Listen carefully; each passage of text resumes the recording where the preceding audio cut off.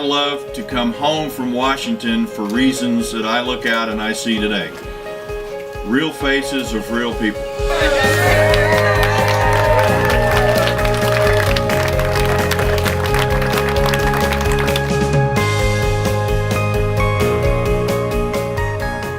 Mission is to provide quality, low-cost health care in a medical home setting for those who are either underinsured or uninsured. The PanCare of Florida is a 501c3 nonprofit corporation that is the outgrowth of a community endeavor that actually started 10 years ago in Panama City in Bay County and has expanded to Walton County today.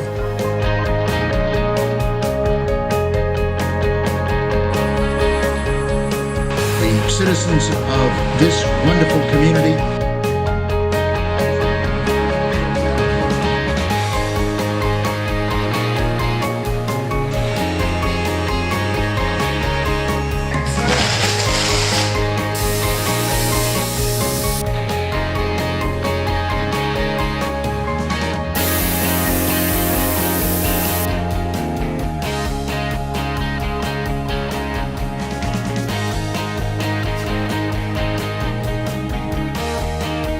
Currently, the fee for a medical visit starts at $25 and goes up to the usual and customary fee for those who are over 200% of poverty.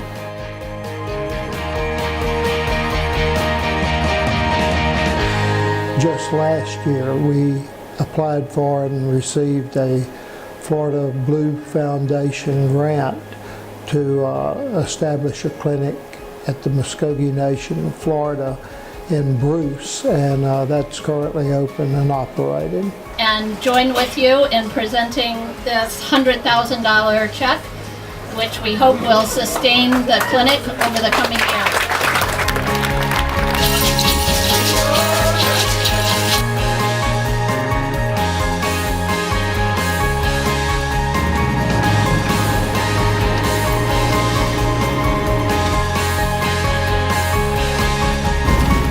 We come into a community, we want to be a member of the community, and we want to be the community's medical home for those that are less fortunate that need health care services.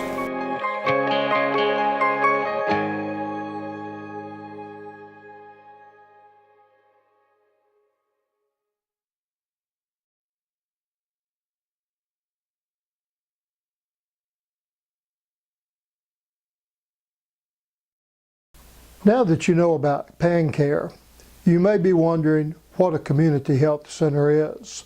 Community health centers have been popping up in communities since the 1960s and are located from here in Florida all the way to Hawaii.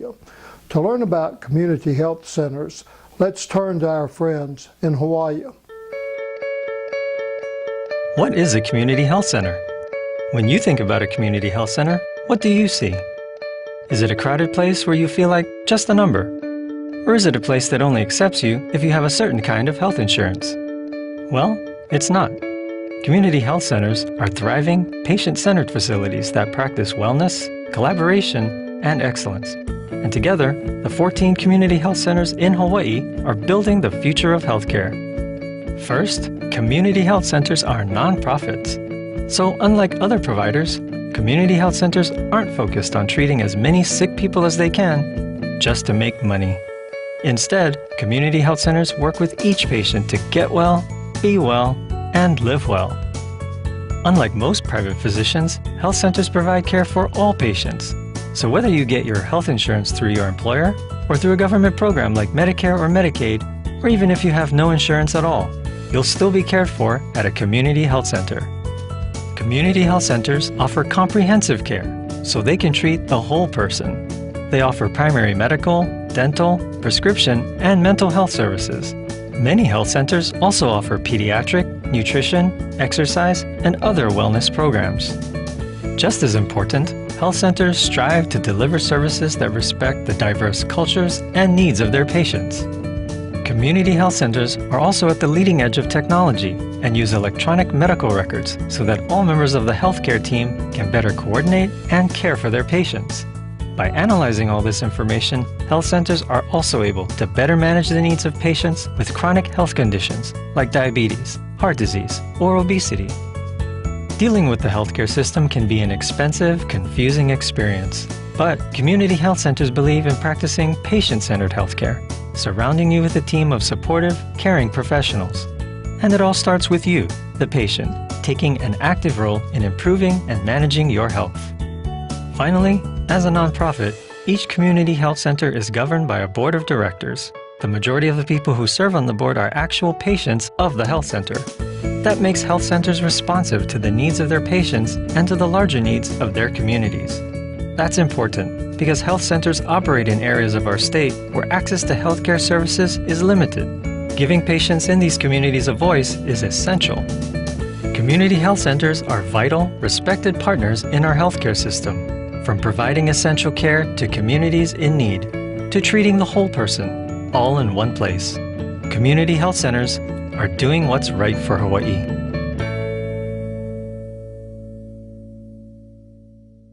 Hi, I'm Chris Mitchell, PanCare's marketing coordinator. You now know that community health centers have been popping up across America since the 1960s, and that our creation has nothing to do with the new Affordable Care Act that's going into effect, primarily January 1st.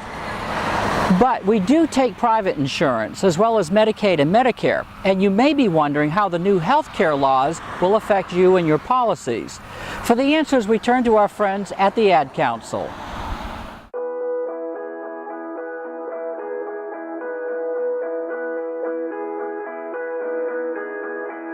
I have several pre-existing conditions, so the concern of not being able to be denied access is fantastic.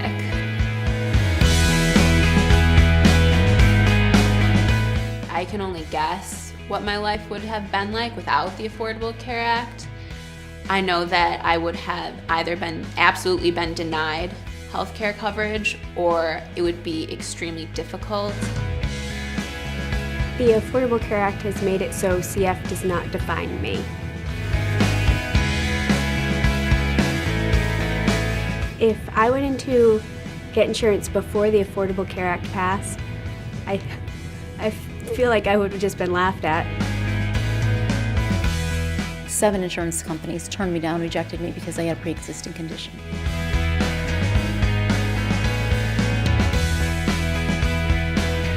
I think that in 10 to 15 years, when my daughters have their own kids and they're making choices for health care, it's going to be silly to think back 15 years ago that people were discriminated for pre-existing conditions.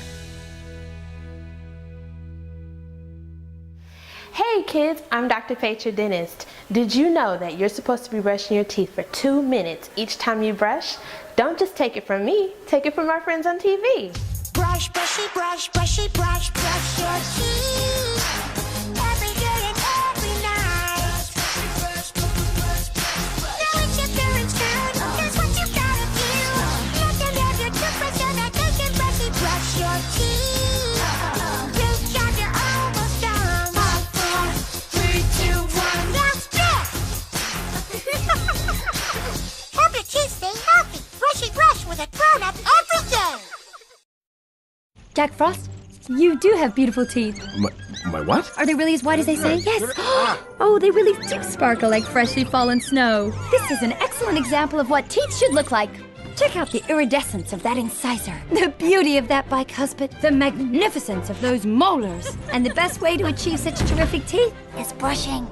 2 minutes, twice a day. Not 30 seconds, not 1:45. 2 minutes. That's all it takes. They're beautiful.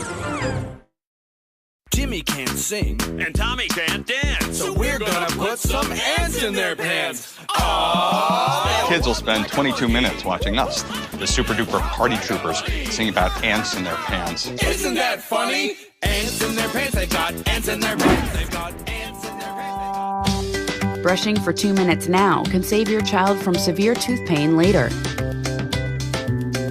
2 minutes, twice a day. They have the time.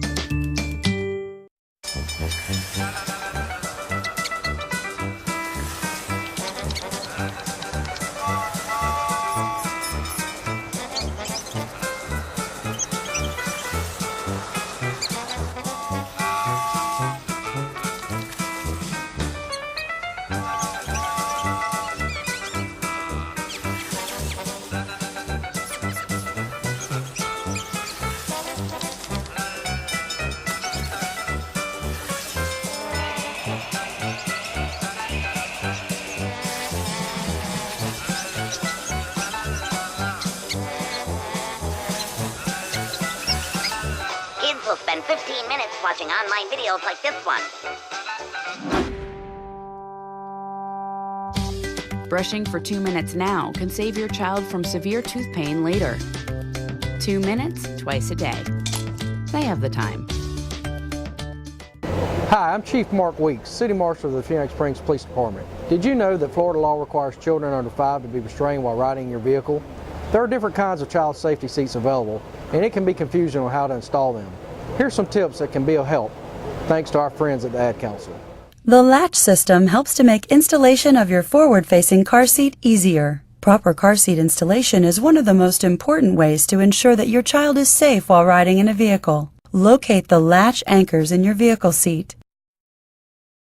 Attach the straps on the car seat to these anchors and tighten. Now, using your vehicle owner's manual, locate the tether anchor. Connect the top tether strap found on top of the child seat to the tether anchor. Be sure to properly position the harness on your child. Buckle the harness and adjust until snug. Place the chest clip at armpit level. You're now ready to go, knowing your child is safe and secure. See the manufacturer's guide for more information. Anchor, tether, latch. Proper car seat installation is one of the most important ways to ensure that your child is safe while riding in a vehicle. Installing an infant car seat with a separate base can be easy with the latch system. Locate the latch anchors in your vehicle seat. Attach the straps on the car seat to the anchors. Tighten the belt to secure the base to the car. It shouldn't move more than an inch. Place the seat into the base and make sure it is attached securely. Rear-facing seats should always go in the back seat. Your little one is safest here because it's away from the front passenger airbag. Be sure to properly position the harness on your child. Buckle the harness and adjust until snug. Place the chest clip at armpit level. Your child is now safe and secure and ready to go. See the manufacturer's guide for more information. Anchor, tether, latch. When children outgrow their child car seat, they're ready for a booster seat. Installing a no-back booster seat only requires the lap and shoulder seat belt. Place the booster seat flat against the vehicle's seat and back. Have your child sit in the seat. Put the seat belt around the child, place the belt through the positioners, and fasten the buckle. Make sure the shoulder part of the belt fits across the chest, not the neck, and the lap portion lays across the upper thighs. Your child is now ready to go. See the manufacturer's guide for more information. My name is Brian Coley. I'm the fire chief at Walton County Fire Rescue, and we're going to try to prepare you for hurricane season. You don't want to be caught unprepared. There's some basic items that you're going to have to survive, and a lot of them you may not have thought about. You're going to need toilet paper, also any type of paper products. You're going to need paper towels, maybe hand cloths, sandy wipes for your hands, keep them clean.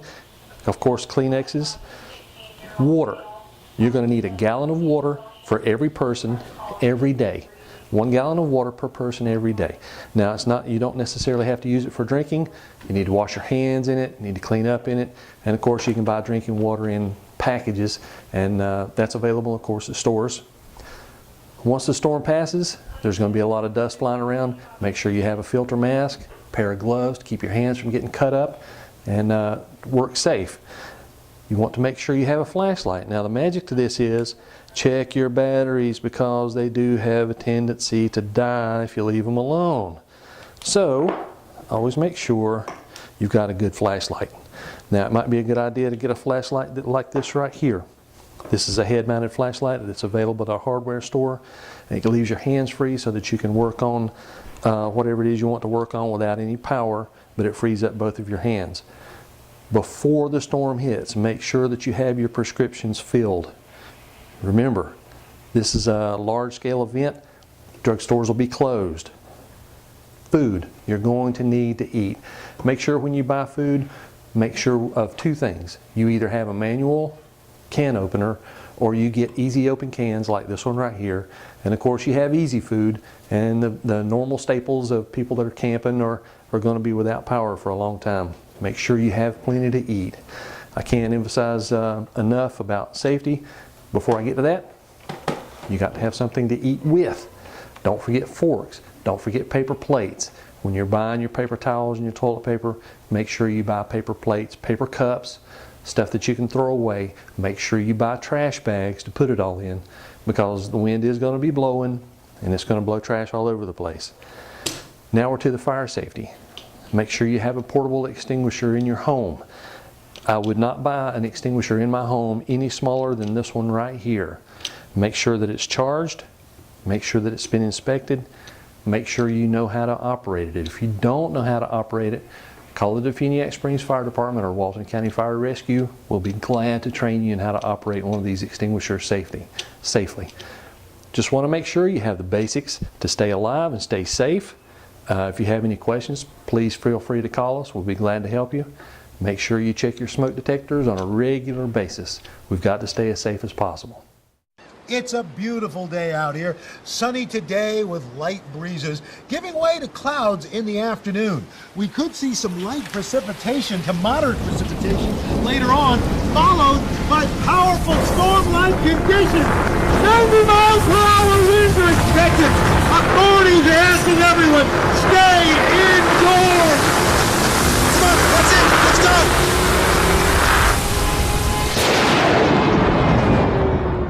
And remember, don't be like Al Roker. Don't get caught off guard.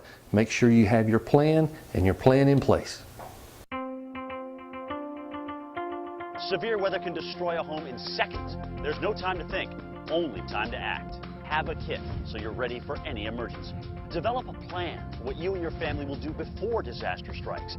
And stay informed during severe weather any way you can. It can be the difference between losing your possessions and losing your life. Just ask the owners of this house. Visit weather.com/ready and let the Weather Channel help you prepare your family for emergencies. I'm Cindy Anderson. I'm a career counselor with the Walton School District. Are you considering dropping out of school? I'd like to talk to you about some reasons to stay in school. You can take some courses here at the Walton Career Development Center in Definiak Springs while you're a high school student, earning credits toward your high school graduation. And you can earn the industry certifications with it. We have the Information and Business Technologies, Automotive Services Technologies, of course the Building Construction, Health Sciences, Nursing, and Cosmetology at this time.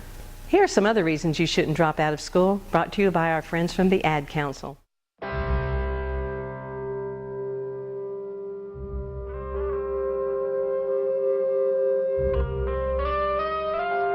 7,000 high school students drop out every school day. That's a line of desks more than 4 miles long. We can keep students in school. Visit boostup.org and take the first step. I wouldn't have been at this ceremony if I hadn't been at this ceremony first. Unfortunately, nearly 30% of U.S. high school students aren't making it to graduation. And every one of us, every parent, every friend, and neighbor, has the responsibility to provide the support and encouragement they need to make it through. Because we all need to see a lot more of these pictures.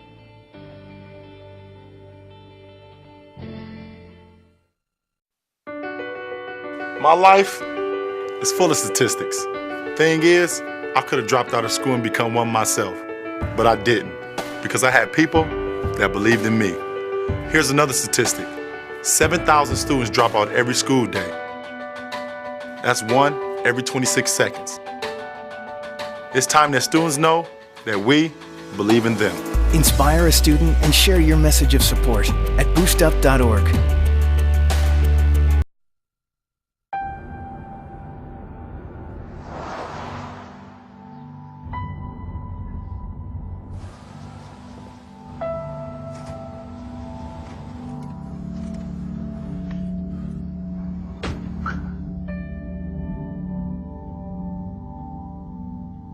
Talking to your kids about finishing school isn't easy, just necessary.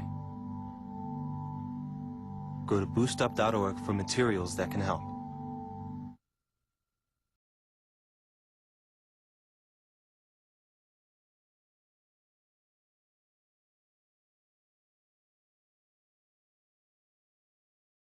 This is the Muskogee Nation of Florida Rural Relief Food Pantry Day.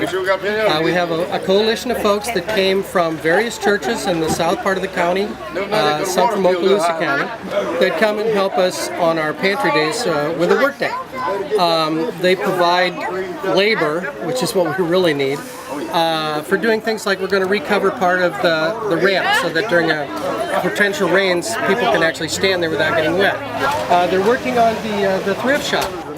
Trying to fix some leaks in the roof and straighten up some of the back and make sure that we got all of that taken care of. And we're starting to work on an outdoor bathroom, something we've really desperately needed. And by the way, many of the materials for that were donated. And that's the way we have to do things, is primarily through donations. We do have the clinic being open today with PanCare. That's going to be open today. That'll help with these folks that need medical care. We hand out food today. This normally every 3 weeks we do have a food bank pantry opening, and we hand out food to all of the families that are needy in this part of this county, along with Holmes County and Washington County. Oh, I got milk, orange juice. I got orange juice. And some sweet potatoes, iced potatoes, and all kinds of stuff. We carry out food to the cars, help pack the food into bags, and just socialize with people, make them feel good about coming out here. We average about 145 to 146 families every week we have this open, and that's what we're trying to do today. We're just now getting it organized. We've got some changes going on because we are doing roofing and we are doing other things. There's going to be an Easter celebration for the kids from 10 to noon. There's going to be a little worship service, some refreshments, and Easter egg hunt across the street over at the Methodist Church. By the way, for those of you who don't know it, that's one of the only, I think, 2 Native American churches in the state of Florida. Okay? And the last thing is, the clinic should be open. The clinic is going to be, for those of you who have not had your flu shot yet, they're going to be giving free flu shots. Please, if you have not had your flu shot, go get one. And then we also had a person that donated jeans, a whole bunch of jeans that we're going to be giving out to folks who need them. We feed a lot of elderly people. We work with a lot of faith-based groups, and we try to make people's lives a little bit easier. Which are Baptist and Methodist and Catholics and Episcopalians and non-denominational. We bring a group to work here alongside the Indians and alongside the pastor at this Native American church. So we do that every 3 weeks when we have the Rural Relief Days across the street for folks who need food.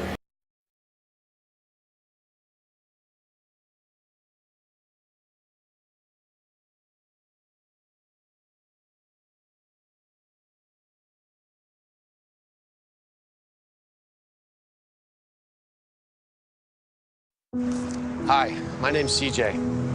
A few years ago, my father became seriously ill. I did what I could do before he passed, but it took its toll. I lost my job, my house. I'm getting back on my feet, but I don't know when there'll be food on the table. How'd I do, CJ? We could be twins. Well, cousins, maybe. Play a role in ending hunger. Visit feedingamerica.org/hunger and find your local food bank. Hey, my name's Katie and I'm in the 9th grade. I'm an A average student and I'm an athlete working towards a scholarship. And everybody tells me how much potential I have. But I just wish someone would tell me where my next meal is coming from. Katie, how'd I do? Do you have to be so serious? Well, I mean, I did like a crazy dance in a movie if you want me to like, you know, do a little, no. Play a role in ending hunger. Visit feedingamerica.org/hunger and find your local food bank. You realize that 49 million Americans struggle with hunger? That's 1 out of every 6 Americans. These people are around us every day. They're our friends, they're our coworkers, their kids go to school with our kids. Sometimes we're not even aware that they're struggling. This problem is closer than you think. So is the solution. give a gift of meals to a family in need. Visit feedingamerica.org/giveameal today.